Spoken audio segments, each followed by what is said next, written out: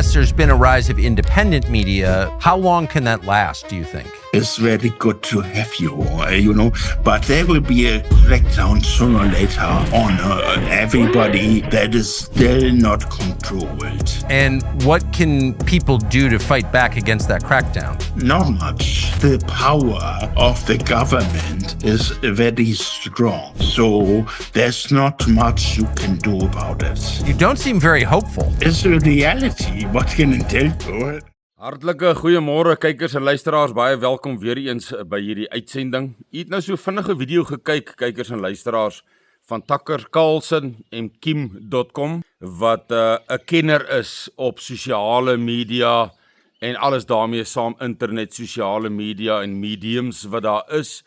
En hy het hierdie baie insiggewende, baie belangrike gesprek gehad, hulle twee met mekaar. En u het nou self die video geluister dat daar volgens hom verseker 'n crackdown om hom aan te haal kom op die sosiale media, maar nie op die hele sosiale media nie. Net op die wat nie die narratief van die nuwe wêreldorde, Babylon, hierdie masjien, noem dit maar proklameer nie, afkondig, bekend maak, adverteer, bemark en in daardie propaganda deelneem nie. Mense soos ek en vele ander.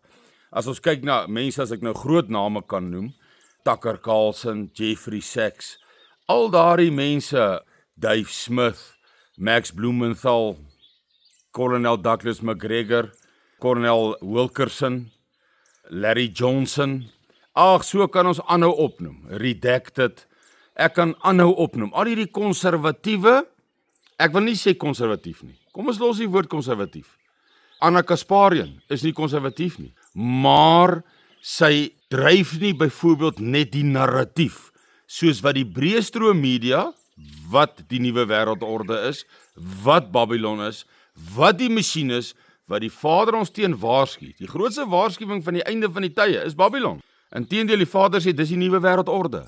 Dis nie 'n narratief. As jy buite hom is, gaan daar op jou gecrackdown word, as ek dit so kan sê. Gaan daar op jou toegeslaan word. Gaan jy geëlimineer, geneutraliseer word, op verskeie wyses. So ja, Anna Kasparian byvoorbeeld is nie 'n konservatis nie, maar enige iemand wat nie meewerk en deelneem aan die algemene narratief wat die nuwe wêreldorde op ons forceer nie, geweldige, magtige masjinerie, so magtig, net nie almagtig nie, maar so magtig dat die Vader in die Bybel gesê het, dat ons sal hom nie kan wen nie, ons kan hom nie wen nie. Hy sal kom en hierdie nuwe wêreldorde neerwerp, soos 'n engel 'n steen in die see gooi. Jy het nou al baie gesien as jy so op die roe rotse staan, die kinders is lief om dit te doen, dan vat hulle 'n klip, so groot as wat hulle kan, en hulle gooi hom daar in die see. So gaan die Vader vir Babylon neerwerp. Om dit te doen, het klaar begin. Dis hoekom die Vader vir Rusland, Rosh, Jesegiel 38, uitgelok het, aan die kakebeen gehak het, om wat te doen? Om uit te trek vir die oorlog. Dit is die Russe se aandeel. Met al hulle bondgenote, soos in Jesegiel presies beskryf word, en ons vandag sien, is sy bondgenote. En dit is eintlik dis so spesiaal, dat die Vader daar sê in Jesegiel, wees jy vir hulle 'n leidsman. Rusland, wees jy 'n leidsman, ek hak jou in die kakebeen, ek lok jou uit vir hierdie oorlog, om uit te trek. En wees jy die leier in hierdie hele toestand. En ons weet, hoe die hele Midde-Ooste, wat sy bondgenote is, na hom kyk, as 'n leidsman. In werklikheid is hy militêr gewys, het hy hierdie hele militêre aksie ingelei, 4 jaar min of meer gelede in Oekraïne. So kyk hoe die Bybel, waar die profeet 2600 jaar min of meer gelede vir ons gesê het, omdat hy het van die Vader, die skrywer van die raadsplan, gekry het, vir ons gesê het, hier teen die einde, gaan die Vader vir Rosh hak. Hoekom? Want daardie is deel van die in die see gooi van Babylon. Babylon moet vernietig word. En 'n deel van daardie meganisme is die derde wêreldoorlog. In hierdie derde wêreldoorlog gaan die derde wêreldoorlog die aandeel wees, of 'n aandeel in die neerwerp van Babylon. Daar gaan natuurlik geweldige natuurrampe, ons kan sien hoe die aardbewings nou geweldig eskaleer het die afgelope enkele maande. En natuurlik nog pestilensies, ons het mos nou al gepraat oor die 4 perde van Openbaring, en dan die 5de seël en die 6de seël. So hierdie sal alles meewerk tot die vernietiging van Babylon. Prys die Vader daarvoor. Die dag wanneer Babylon geval het, is ons grootste vyand, mense. Ons grootste vyand is nie 'n land of lande of wat ook al nie. Dit is Babylon. Die woord sê dit vir ons. Hierdie nuwe wêreldorde. Nou hierdie nuwe wêreldorde gaan verseker op 'n stadium op ons sosiale netwerke toeslaan. As ek sê ons, enige konservatiewe behoudende verseker, enige linkse, en ek het Anna Kasparian as 'n voorbeeld genoem, en ek dink Max Blumenthal, en Norman Finkelstein, en Dave Smith, is nie konservatiewes nie, maar is mense wat nie hulle laat lei deur die narratief nie.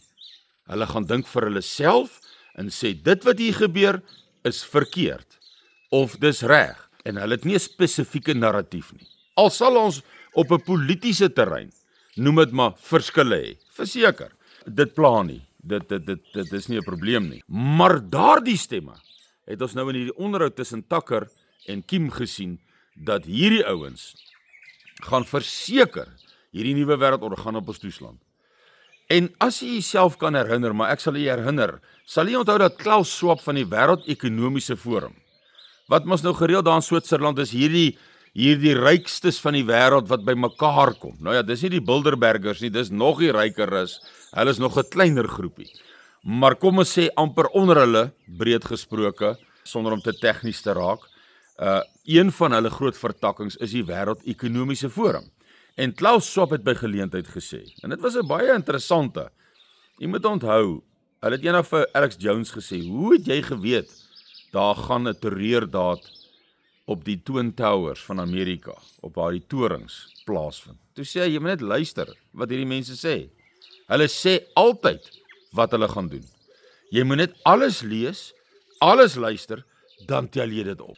En hy was presies reg, en hy's nie gesê, hy's nie 'n profeet nie, hy's nie 'n geestes, hy het net geluister, en hy het, ek dink 'n jaar of 2 voor die tyd gesê, die Twin Towers, daar gaan iets gebeur. Wat het nou gebeur het?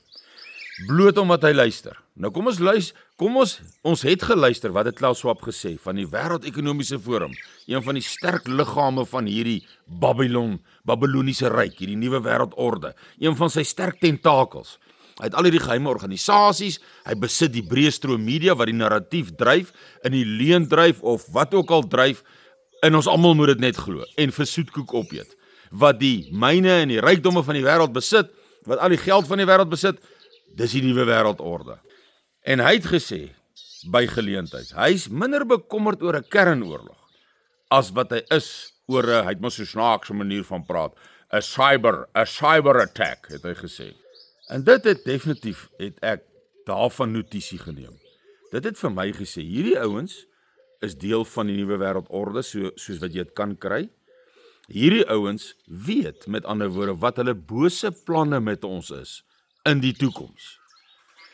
En 'n kuberaanval het hy geïmpliseer, dan gaan die sosiale media uit die aard van die saak, internet, sosiale media, gaan 'n probleem kry.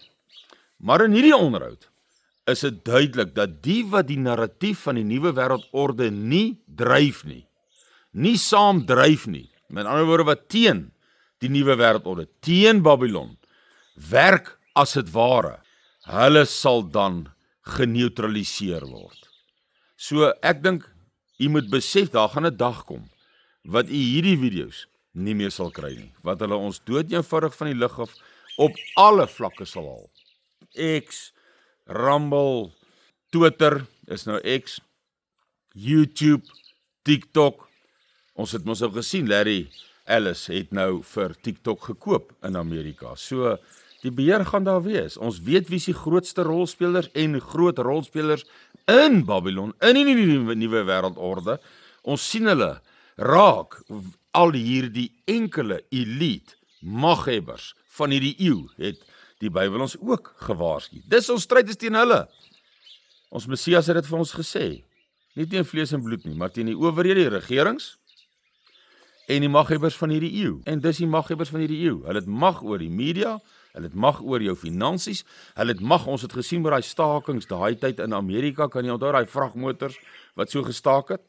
Hoe het hulle die mense se bankrekenings gesluit? Kan jy dit nog onthou? So hierdie mense het mag om jou bankrekening, sonder dat jy nou al die nommer op jou voorkop, of iets op jou voorkop, of op jou pols het, sluit hulle nou al jou rekenings. Tjoef tjaf. Ons sien nou dit vir Albanese van die VN, van die wat die Geneva Konvensie se wette toepas. Het hulle letterlik, sy kan nie vlieg na sekere lande toe nie, sy kan nie haar kredietkaarte gebruik nie en so meer. So ons is klaar daar, maar ek wil net hê u moet so lank bewus raak en besef. Daar gaan 'n dag kom wat ons hierdie waarskuwing nie meer op 'n YouTube kanaal vir u sal kan bring nie.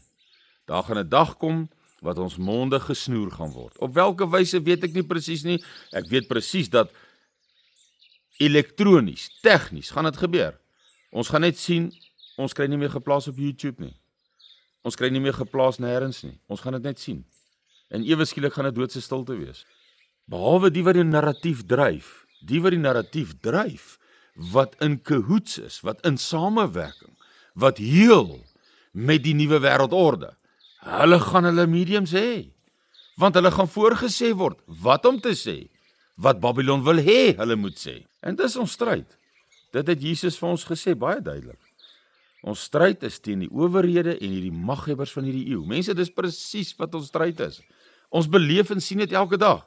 So ek wou maar net onder die aandag bring, en dis hoekom dit belangrik is, om by Suidlanders byvoorbeeld aan te sluit, sodat jy in 'n stelsel is, en veral natuurlik nog as jou gemeenskap, want van die gemeenskappe is al baie goed kommunikasiegerig opgerig. Jy kan gaan kyk na ons Suidlander AI, waar kommunikasie ook 'n laaste video geplaas het van die sukses van 'n klein dorpie, hoeveel radio's het almal al, so almal kan al met mekaar praat.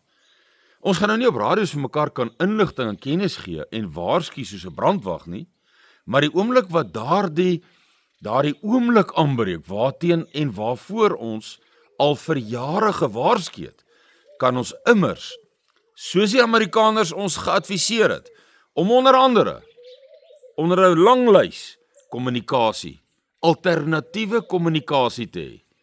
Nou in daardie dorpie, wanneer daar enige nood ontstaan, gaan die mense op die radio's en elders in die land is daar Suidlander groeperings wat kommunikasiegewys baie goed ingerig is.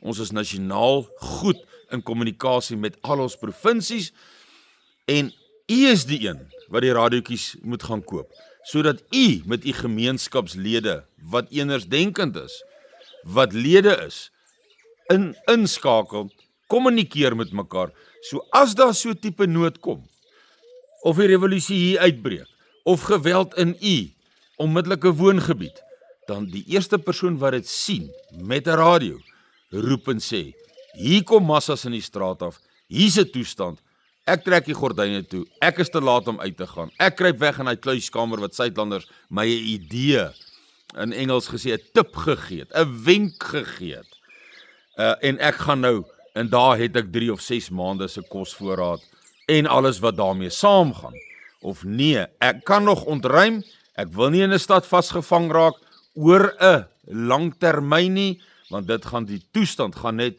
al elendiger word. Jou keuses is net so beperk in 'n vasgekeerde situasie in 'n stad veral.